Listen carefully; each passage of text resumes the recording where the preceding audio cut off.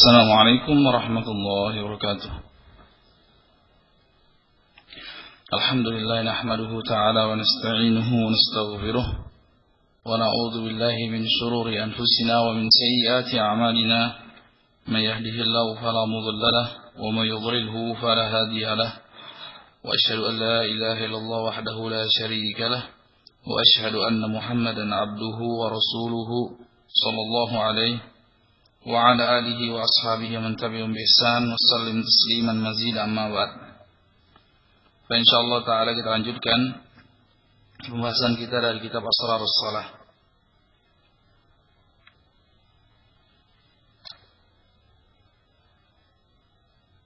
Faqala rahimahullah, berkata al-Imam Ibnu Qayyim setelah beliau menjelaskan hakikat dari takbiratul ihram, kemudian beliau jelaskan rahasia yang tersembunyi dari doa istiftah. Beliau berkata, fa idza syara'a fil qira'ah qaddama amamaha al-isti'adzah billahi minasyaitonir rajim.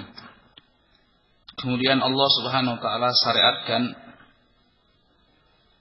setelah membaca doa istiftah, sebelum memulai membaca Al-Fatihah, diperintahkan kita untuk membaca a'udzubillahi minasyaitonir rajim, memohon perlindungan kepada Allah dari syaitan yang terkutuk. Ya.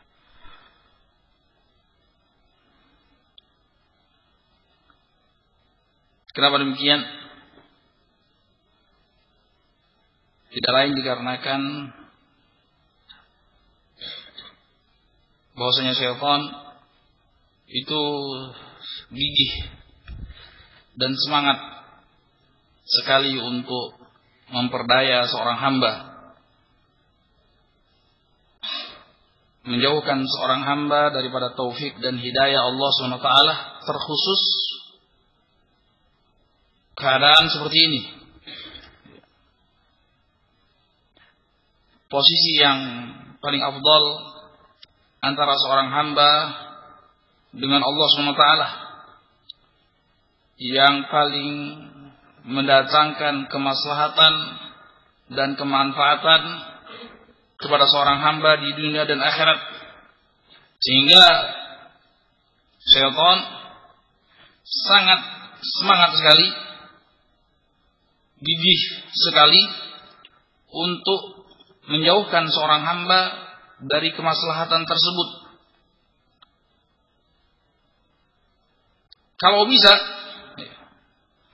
Kalau bisa syaitan berusaha menjauhkan seorang hamba dari sholat sama sekali. Kalau bisa. Karena dia di dalam hadis disebutkan amuduhus shalah, tiangnya Islam, tonggaknya Islam itu sholat. Dalam hadis lain menyebutkan batasan antara seorang muslim dengan seorang musyrik itu salat. Kalau bisa, syaitan berusaha untuk menjauhkan seorang hamba dari salat sama sekali. Sehingga apabila dia meninggalkan salat sama sekali, dalam hadis disebutkan dia akan dikumpulkan, dibangkitkan kelak di padang mahsyar bersama Fir'aun, Qarun, Haman, dan pentolan-pentolan kekafiran. Atau wantifa'uhu dunahu bil badan wal qalb. Fa ajiza an iqtita'i wa ta'dilihi anhu bil badan iqta qalbahu wa aqtalah. Kalau dia tidak sanggup untuk memalingkan seorang hamba, seorang hamba berusaha melawan godaan syaitan, berkeras kemauannya untuk tetap sholat, maka syaitan dengan sekuat tenaga dia palingkan hatinya daripada penghambaan kepada Allah Subhanahu wa taala. Ruh sholatnya dia hilangkan. Esensi dari sholatnya dia jauhkan. Wa alqa fihi al-wasawis liyusghilahu bidzalika al-qiyam bihaqqil ubudiyyah baina Rabb tabaraka wa ta'ala. Dengan segala macam tipu muslihat, dengan segala macam godaan, sehingga seorang hamba lalai dari sholatnya. Masuk sholat, keluar sholat sama saja. Sehingga luar biasa, seringkali dalam banyak hal muncul ide-ide cemerlang di dalam sholat. Strategi bisnis muncul di dalam sholat. Kadang-kadang ada sesuatu yang lupa ingatnya di dalam sholat. Diriwayatkan dari seorang imam, ada yang bertanya kepadanya, saya kehilangan sesuatu. Gampang. Coba engkau wudu, kemudian sholat. Wudu, sholat, betul datang. Tadi di sana. Sehingga apa? Sehingga maksud daripada tujuan sholat terlupakan dengan segala macam. Dengan segala macam hal-hal yang menjauhkan seorang daripada penghambaan kepada Allah SWT. Maka untuk itu tidak kesanggupan bagi kita untuk terhindar dari godaan syaitan, untuk terbebaskan daripada tipu muslihat syaitan, kecuali dengan meminta pertolongan kepada Allah SWT, dengan berlindung kepada Allah Subhanahu wa taala untuk tetap berdiri dengan sempurna menghadap Allah Subhanahu wa taala, menghidupkan hatinya, menyinari apa yang dia baca, menghayati apa yang dia lakukan, memahami perkataan Allah Subhanahu wa taala, yang dengan memahami kalamullah, memahami segenap zikir, memahami ayat-ayat Allah Subhanahu wa taala, itu sebab hidupnya hatinya. Itu sebab kebahagiaan hatinya. Dan tentu syaitan sangat semangat untuk menjauhkan seorang hamba daripada inti maksudnya sholat. Karena intinya sholat adalah bagaimana seorang hamba menjalin hati dengan Allah Subhanahu wa taala.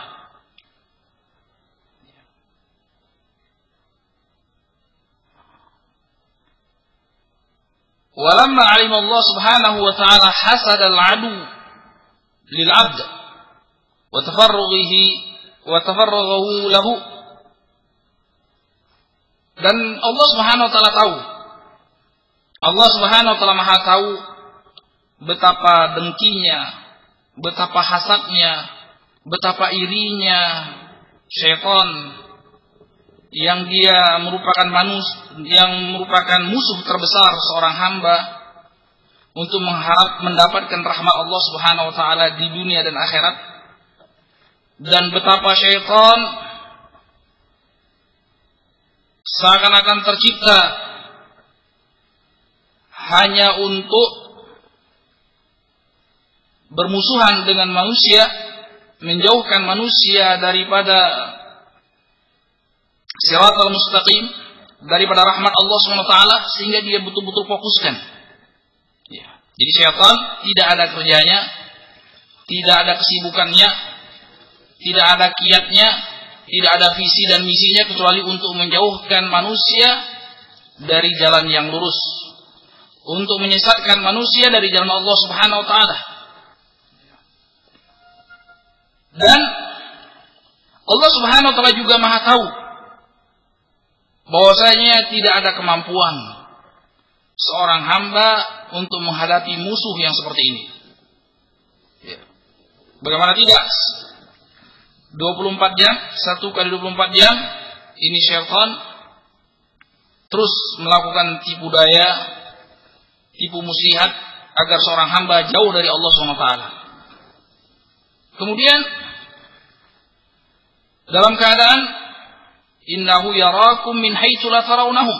Ini syaitan, kata Allah SWT, itu melihat kalian sementara kalian tidak bisa melihat mereka. Untuk berhadapan dengan musuh, minimal, standar minimal kita tahu di mana musuh itu berada, sehingga kita mawas diri. Tapi ini kita tidak tahu, entah dari depan, dari belakang, dari samping, berapa jumlahnya kita tidak tahu. Semakin gigih, semakin seorang berusaha menguatkan imannya, berusaha bertakwa kepada Allah Subhanahu wa taala dengan semaksimal mungkin, berusaha mendekatkan kepada Allah Subhanahu wa taala sedekat mungkin, maka secara kuantitas dan kualitas itu syaitan ditugaskan untuk menjauhkan seorang hamba dari Allah Subhanahu wa taala. Ya, asyadun nasi bala'an al-anbiya tsummal amsal fal amsal. Itu jelas. Ya, semakin seorang berusaha untuk memperkuat imannya, semakin bertubi-tubi syaitan membuat tipu muslihat, membuat jaring-jaringnya agar seorang hamba terperangkap dan terjauhkan dari jalan Allah Subhanahu wa taala. Dan Allah Subhanahu wa taala tahu itu. Allah Maha tahu betapa sengitnya permusuhan yang dilakukan oleh syaitan kepada seorang hamba, kepada seorang manusia, terutama tatkala dia berusaha mendekatkan diri kepada Allah Subhanahu wa taala. Ya. Kemudian yang kedua, Allah juga tahu tidak ada kemampuan seorang hamba untuk terhindar daripada tipu muslihat syaitan. Maka dengan rahmat dan kasih sayang Allah Subhanahu wa taala, Allah perintahkan hamba tersebut untuk berlindung kepada Allah Subhanahu wa taala. Berserah diri kepada Allah Subhanahu wa taala untuk selamat daripada tipu muslihat syaitan. Sehingga apa? Sehingga tatkala isti'adzah seorang berlindung kepada Allah Subhanahu wa taala dengan isti'adzah, dengan membaca a'udzubillahi minasyaitonir rajim dengan seksama, maka isti'adzah tersebut dengan taufik dari Allah Subhanahu wa taala mencukupkan seorang hamba daripada melawan syaitan. Seakan-akan dikatakan kepada seorang hamba yang hendak bermunajat dengan Allah SWT dengan salatnya ataukah dengan bacaan Qur'annya, dikatakan kepadanya la taqata laka bihadzal adu. La taqata laka bihadzal adu. Tidak mungkin engkau bisa selamat dari musuh itu kalau engkau mengandalkan kemampuanmu, mengandalkan strategi yang kau miliki, mengandalkan taktik yang kau miliki. Tidak akan bisa kau. Secara fisik, secara lahir maupun batin tidak sanggup engkau melawan musuh yang seperti ini. Maka fasta'id bi, satu-satunya jalan untuk selamat dari musuh yang seperti ini, engkau berlindung kepadaku, kata Allah Subhanahu wa taala. Maka engkau akan aku lindungi. Minta suakat kepadaku, maka akan aku berikan. Aku akan cukupi dan aku akan halangi engkau daripada tipu muslihatnya. Dikatakan oleh Syekhul Islam Ibnu Taimiyah suatu saat kepadaku, semoga Allah Subhanahu wa taala mensucikan ruhnya, menerangi alam barzakhnya. Suatu hari dia berkata kepadaku, karena Ibnu Qayyim merupakan murid yang terkhusus dari Syekhul Islam Ibnu Taimiyah, ia berkata kepadaku, memberikan suatu nasihat.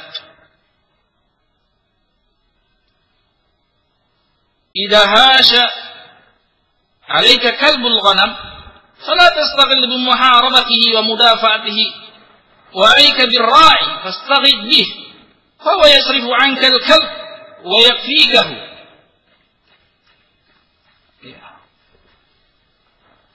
apabila suatu hari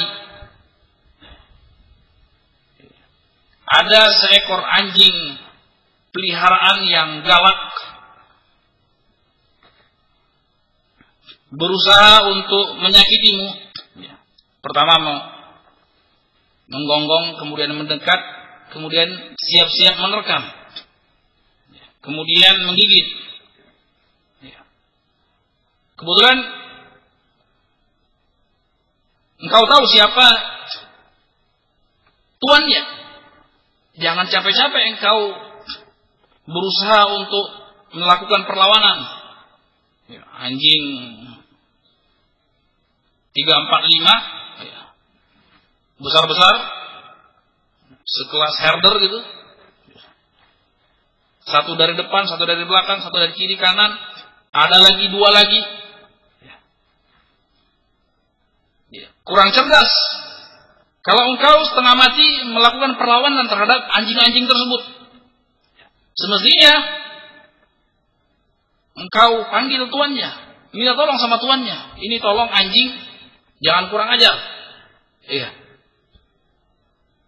Dengan sesuatu yang engkau bisa menarik perhatian tuannya, maka tuannya akan membuat isyarat untuk menyetop anjing-anjing tadi. Ya kan? Entah pakai isyarat suara atau dan lainnya, sehingga anjing tadi diam. Pakai tangan aja. Oh sudah dia. Oh berarti ini teman. Iya, jangan diganggu. Seperti ini kalau kita fokusnya kepada anjing-anjing itu, ya, ibaratkan saja setan itu anjing-anjing. Ya. Kalau kita fokus, habis tenaga kita, celaka kita, binasa kita. فَإِذَا اسْتَعَاذَ الْإِنسَانُ بِاللَّهِ مِنَ الشَّيْطَانِ الرَّجِيمِ أَبْعَدَهُ عَنْهُ. Dan ini permisalan lebih tinggi lagi. Terkala seorang hamba berlindung kepada Allah daripada syaitan, maka Allah akan jauhkan. Ya, Allah akan jauhkan. Karena Allah Subhanahu wa taala yang menciptakan syaitan dan tipu muslihat syaitan. Ya. Ya. Tidak ada suatu pun daripada makhluk yang hidup maupun yang tidak hidup yang terlepas daripada kekuasaan Allah Subhanahu wa taala. Maka di sini kesempurnaan tauhid tatkala seorang hamba beristi'adzah kepada Allah Subhanahu wa taala. Apa yang perlu ditakutkan daripada godaan syaitan? Apa yang perlu ditakutkan daripada tipu muslihat syaitan? Kalau sekiranya dengan rahmat Allah Subhanahu wa taala kita dilindungi oleh Allah daripada tipu muslihat syaitan tersebut, selamat kita. Ya, selamat kita. Fa'abdul qalb ila ma'anil Qur'an. Sehingga apa? Sehingga tatkala Allah Subhanahu wa taala selamatkan kita dari tipu muslihat syaitan, kemudian masuklah jiwa kita, hati kita ke taman-taman Al-Quran melalui makna-makna yang terkandung di dalam Al-Quran. Kita menyaksikan keindahan Al-Quran, kita menyaksikan segala macam hal-hal yang luar biasa yang akal manusia tidak sempat memikirkannya dikarenakan keluar biasaan hal-hal yang terkandung di dalam Al-Quran. Tidak sanggup untuk menembusnya. Kerapian, keindahan, keteraturan, apa-apa yang ada dalam Al-Quran. Ya, kalau sekiranya itu ilmu yang ada dalam Al-Quran meliputi ilmu bahasa Arab, ilmu sastra Arab maupun kosakatanya, lengkap sudah. Semakin seseorang berusaha untuk menggali apa yang ada dalam Al-Quran, semakin terpesona dia terhadap Al-Quran, semakin jatuh cinta dia kepada Al-Quran. Dan syaitan semangat sekali untuk menjauhkan seorang hamba untuk bisa mencintai Al-Quran. kalamullah, firman Allah Subhanahu wa taala. Wastakhraja min kunuzi wa dakhairihi ma la 'ainun ra'at wa la udhunun sami'at wa la khatar 'ala qalbi bashar. Sehingga hati yang Allah selamatkan daripada tipu muslihat syaitan, yang dia bersenang-senang di dalam taman-taman indah yang ada di dalam Al-Quran, dia keluarkan segenap perbendaharaannya, dia keluarkan segenap rahasia-rahasianya, dia keluarkan segenap kenikmatan-kenikmatan yang tidak bisa dilihat oleh mata, tidak bisa didengar oleh telinga, tidak juga terbesit di dalam hati seorang hamba. Ya, seseorang akan merasakan hakikat yang namanya surga dunia sebelum dia merasakan surga akhirat dengan mengeluarkan rahasia-rahasia berikut perbendaharaan-perbendaharaan yang ada di dalam Al-Quran. Satu-satunya perantaraan antara seorang hamba dengan Allah Subhanahu wa taala yang murni, firman Allah Subhanahu wa taala. Tidak ada yang lain, makhluk sifatnya. Firman Allah Subhanahu wa taala bukan makhluk. Ucapan Allah Subhanahu wa taala yang mungkin turunnya langsung dari Allah Subhanahu wa taala atau melalui perantaran malaikat Jibril.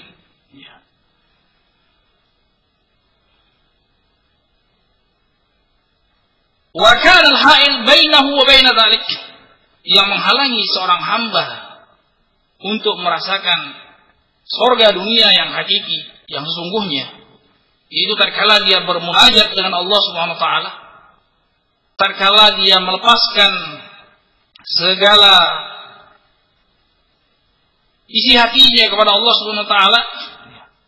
Ada satu hal yang menghalangi seorang hamba dengan Al-Qur'an. Ada satu hal yang bisa menghalangi seorang hamba mengambil manfaat yang sebesar-besarnya daripada Al-Qur'an, yaitu hawa nafsu dan syaitan. Fa nafs munfailatun li syaitan. Karena hawa nafsu itu kurirnya syaitan. Hawa nafsu itu akan senantiasa menuruti apa yang dikehendaki oleh syaitan. Dia tunduk, dia taat kepada syaitan. Ya, jadi musuh ternyata dari luar dan dari dalam. Ya. Musuh dari luar dan dari dalam. Musuh dari luar syaitan. Musuh dari dalam hawa nafsu kita. Hawa nafsu kita. Dan tidak ada hawa nafsu kecuali selalu mengajak kepada hal-hal yang dikehendaki oleh syaitan. Fa idza ba'da anha wa turid. Alamma bihal malak.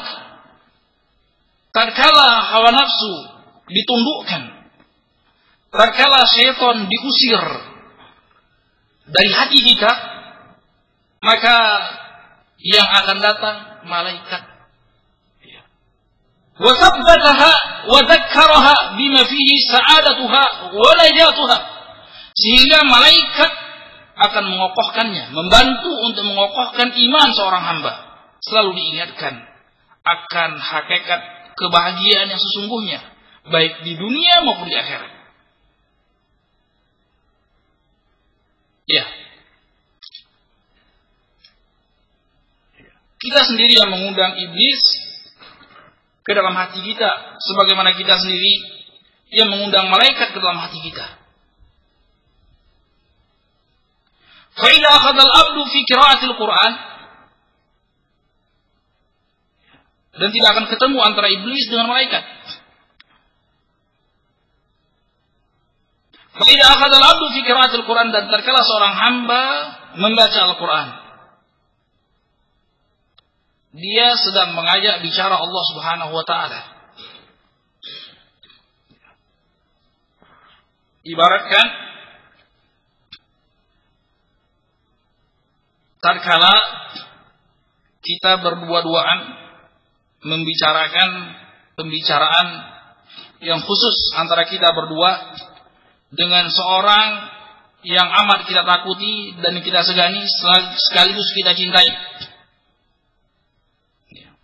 Tidak ada orang lain, hanya kita berdua dalam suatu ruangan. Falyahdhar kullal hadar min at-ta'arrud li maqtihi. Apa sekiranya tatkala kita sedang bercakap-cakap, kita tidak toleh, kita malah sibuk melihat, mungkin di situ ada lukisan sebelah kiri dan kanan,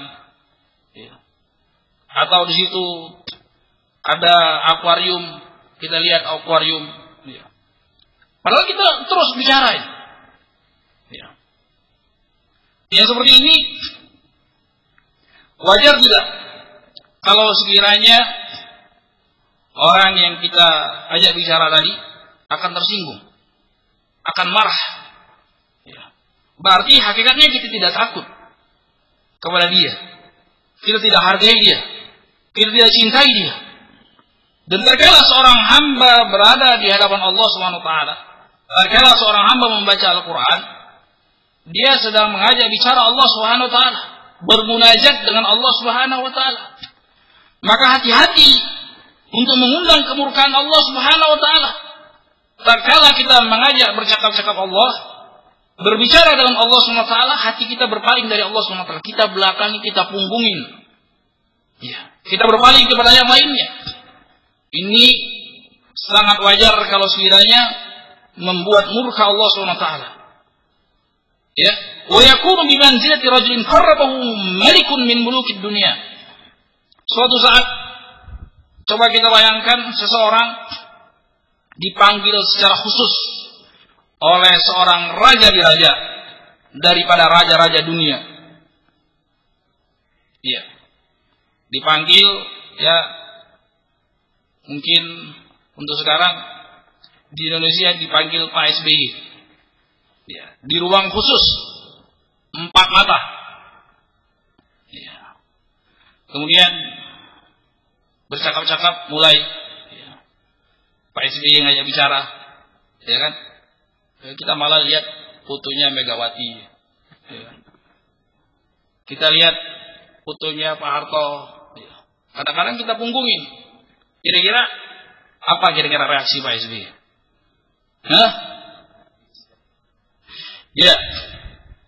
Wa aqamahu baina yaday fajal yukhatibul malik. Kita ajak bicara tapi kita belakangi. Kita palingkan wajahnya ke kiri dan ke kanan. Sehingga apa? Sehingga kita tidak tahu apa yang sekarang diajak bicara oleh raja tersebut. Apa yang sedang diajak bicara, topiknya apa kita tidak tahu. Jangankan satu persatu kata per kata, inti dari permasalahan, inti daripada pembicaraan tidak tahu. Betapa murkanya raja seperti itu. Fama dhannu bimaqtil malik al-haqq al-mubin rabbil alamin wa qayyumis samawati wal ardin.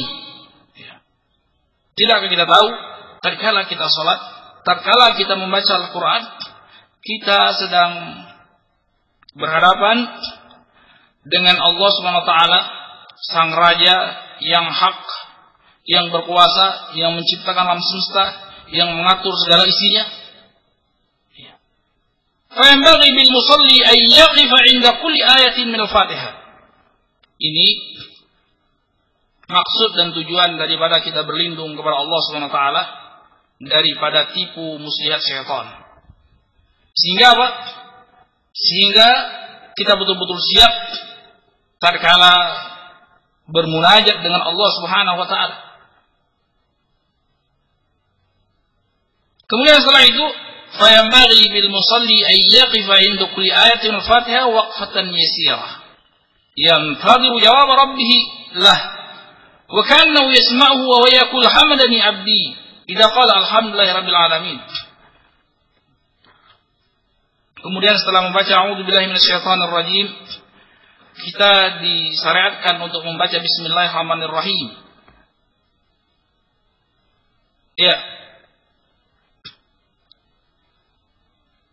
Kalau a'udzubillahi minasyaitonir rajim, kita berlindung kepada Allah daripada tipu muslihat syaitan, daripada bisikan syaitan yang bisa menghalangi kita daripada mengambil kemanfaatan, mengambil keindahan yang ada di dalam Al-Quran. Kemudian kita disarankan membaca bismillah, yaitu memohon pertolongan dengan Allah agar bacaan yang akan kita baca ini diberkahinya, dimudahkannya, kemudian diberikan taufik agar bacaan tersebut memberikan kemanfaatan kepada kita, terutama di akhirat kelak. Dengan membaca Bismillahirrahmanirrahim. Bismillahirrahmanirrahim. Dengan meminta pertolongan Allah, dengan mengharapkan keberkahan dari Allah Subhanahu wa taala agar bacaan yang kita baca dimudahkan oleh Allah untuk mentadabburinya, diberkahi oleh Allah Subhanahu wa taala. Kemudian setelah itu ini ada kaitannya dengan tauhid semuanya. Kita tahu bahwasanya kita seorang hamba yang lemah, tiada kuasa bagi kita untuk berlindung daripada godaan syaitan dan hawa nafsu kita. Dibersihkan dulu dengan a'udzu minasyaitonir rajim. Hal-hal yang bisa menghalangi seorang tatkala bermunajat dengan Allah Subhanahu wa taala, syaitan dan hawa nafsu. Kemudian dengan Bismillahirrahmanirrahim kita minta pertolongan Allah Subhanahu wa taala agar bacaan yang akan kita baca itu diberikan keberkahan oleh Allah Subhanahu wa taala, agar bacaan yang kita baca diberikan taufik dan dimudahkan oleh Allah Subhanahu wa taala untuk kita mendapatkan rahmat dari sana. Kemudian fayambaghi bil musalli ay yaqifa inda kulli ayah. Setelah itu kita membaca alhamdulillahirabbil alamin. Dan seyogianya, dan ini juga sunnah Rasulullah sallallahu alaihi wasallam, seorang hamba tatkala membaca Al-Fatihah dia stop sejenak di setiap ayat sambil menunggu jawaban dari Allah Subhanahu wa taala. Karena ada sebuah hadis qudsi, Allah Subhanahu wa taala berfirman, "Idza qala 'abdi alhamdulillahirabbil alamin, qala Allah Subhanahu wa taala, hamdani 'abdi." Tatkala seorang hamba membaca alhamdulillahirabbil alamin, segala puji, segala kemuliaan, segala kebesaran, segala keagungan, segala kesempurnaan milik Allah Subhanahu wa taala, Zat yang menciptakan alam semesta dan memeliharanya, maka Allah Subhanahu wa taala menjawab, hambaku telah memujiku, hambaku telah menyanjungku, hambaku telah membesarkan aku, hambaku telah memuliakan aku, dan seterusnya. Ya. Jadi tatkala kita membaca alhamdulillahirabbil alamin, stop. Alhamdulillahirabbil alamin. Stop. Seakan-akan kita mendengar Allah Subhanahu wa taala menjawab kita seraya berfirman, hamadani abdi. Ya. Dari hadis ini Ibnu Qayyim rahimahullah taala berpendapat tentang sunnahnya, dan itu memang perbuat contoh suri tauladan dari Rasulullah SAW. Rasulullah SAW membaca Al-Fatihah dan ayat-ayat yang lain tidak satu nafas, tidak Alhamdulillahi Rabbil Alamin Ar-Rahmanir Rahim Maliki Yaumiddin Iyyaka na'budu wa iyyaka nasta'in, dan seterusnya. Enggak. Rasulullah SAW berdasarkan hadis tadi dan hadis-hadis yang lain yang banyak itu stop di setiap ayat. Alhamdulillahi Rabbil Alamin. Stop. Lanjutin lagi. Ar-Rahmanir Rahim. Nah, tatkala kita membaca Alhamdulillahi Rabbil Alamin, kita tunggu sebentar seraya seakan-akan kita mendengar jawaban Allah Subhanahu wa taala yang berfirman, hamadani abdi. Hambaku sedang memujiku, hambaku mengagunganku, hambaku memuliakan aku. Fa idza qala Ar-Rahmanir Rahim. Kemudian tatkala seorang hamba membaca Ar-Rahmanir Rahim, stop lagi.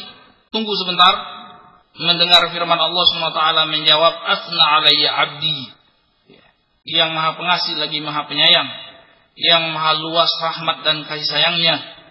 Dia tunggu sebentar mendengar Allah SWT menjawab, hambaku telah mengulangi pujiannya kepadaku. Fa idza qala maliki yaumiddin intadhara qawlahu majjadini 'abdi. Dan tatkala seorang hamba melanjutkan bacaannya, munajatnya dengan membaca maliki yaumiddin, bahwasanya yang pertama, alhamdulillah alamin, segala puji bagi Allah SWT, segala kemuliaan milik Allah SWT.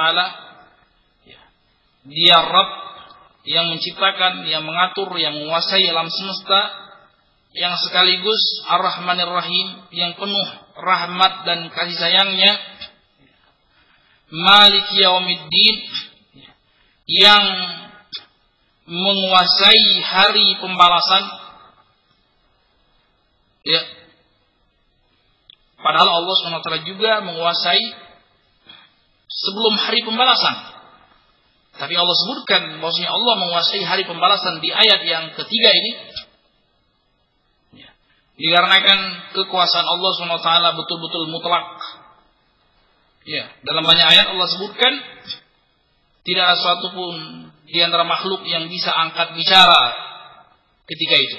Kalau sekarang semua orang boleh berbicara, semua orang boleh melakukan intrik-intrik, semua orang boleh melakukan manuver-manuver, tapi kelak di padang mahsyar, di hari kiamat, maka jangankan berusaha untuk melakukan manuver-manuver, intrik-intrik, ya, sekedar mengucapkan satu suku kata tidak diperkenankan kecuali dengan izin Allah Subhanahu wa taala. Makanya Allah Subhanahu wa taala sebutkan Maliki Yaumiddin, yang menguasai, yang merajai secara mutlak hari pembalasan, yang mana manusia akan dibalas sesuai dengan amalannya, in syarran fa syarrun, in khairan fa khairun. Apabila amal tersebut baik, dia akan mendapati kebaikan tersebut. Apabila amal tersebut buruk, dia akan melihat balasannya di sisi Allah Subhanahu wa taala. Tatkala seorang hamba mengucapkan firman-Nya ini Maliki Yaumiddin, maka Allah Subhanahu wa taala menjawab. Kita tunggu sebentar. Allah Subhanahu wa taala menjawab dengan firman-Nya, Majjadani 'abdi. Hambaku memuliakan aku. Hambaku membesarkan aku. Hambaku mengagungkan aku.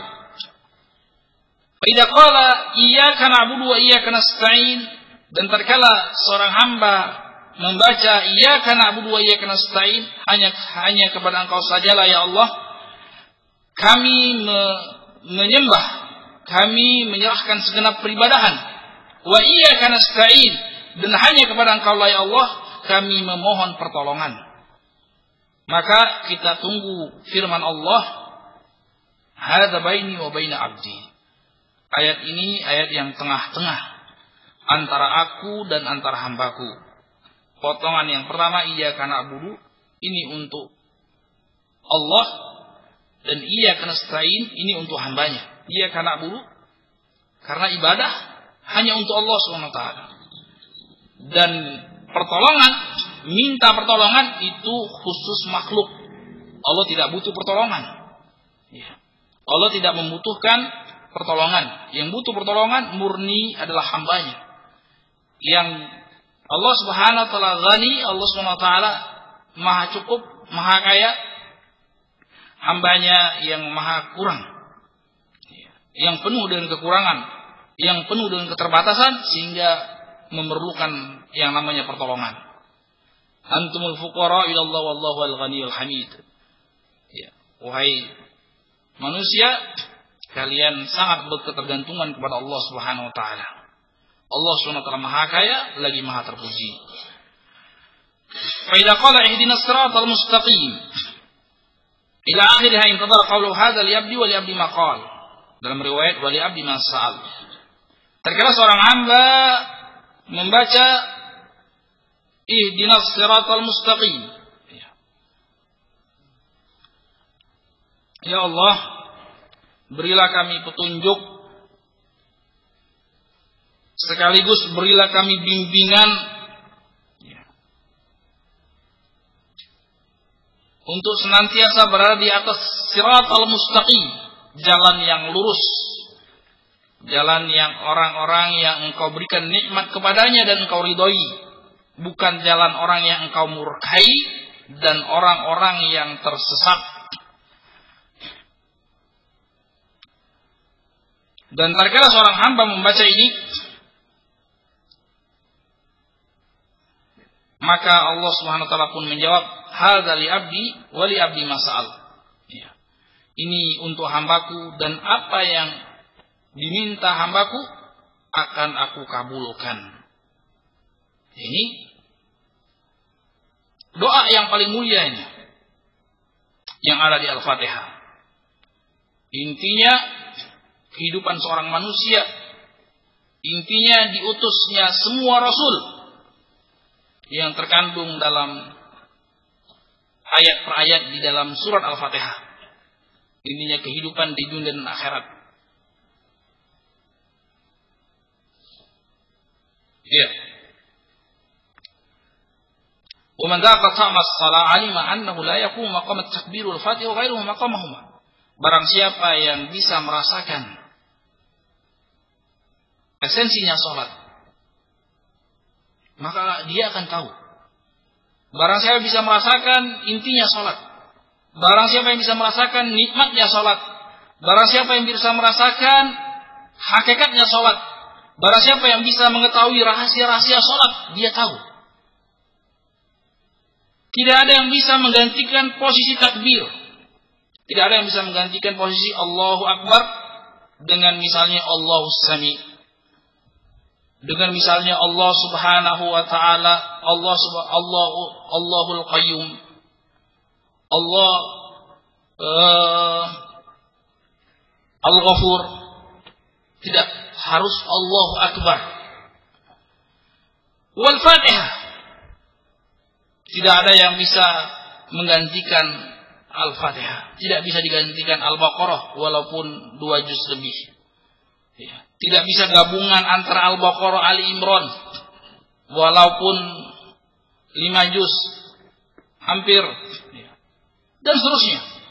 Harus Al-Fatihah dan yang selainnya. Tidak ada yang bisa menggantikan Sami Allahu liman hamidah dan seterusnya. Tidak ada yang bisa menggantikan posisi berdiri ketika dia syariatkan berdiri. Tidak ada yang bisa menggantikan posisi ruku terkala disyariatkan ruku kecuali yang tidak mampu. Ya, itu permasalahan yang lain. Tidak ada yang bisa menggantikan posisi sujud bagi yang mampu. Maka masing-masing daripada gerakan lahir dan batin dan hati maupun lisan ini adalah penghambaan secara khusus dan di situ ada rahasia yang khusus, pengaruh yang khusus yang tidak bisa didapatkan dengan yang lainnya. Summa likulli ayatin min ayatil Fatihah ubudiyah. Dan setiap ayat per ayat, suku kata per suku kata daripada ayat Al-Fatihah itu ada penghambaan secara khusus.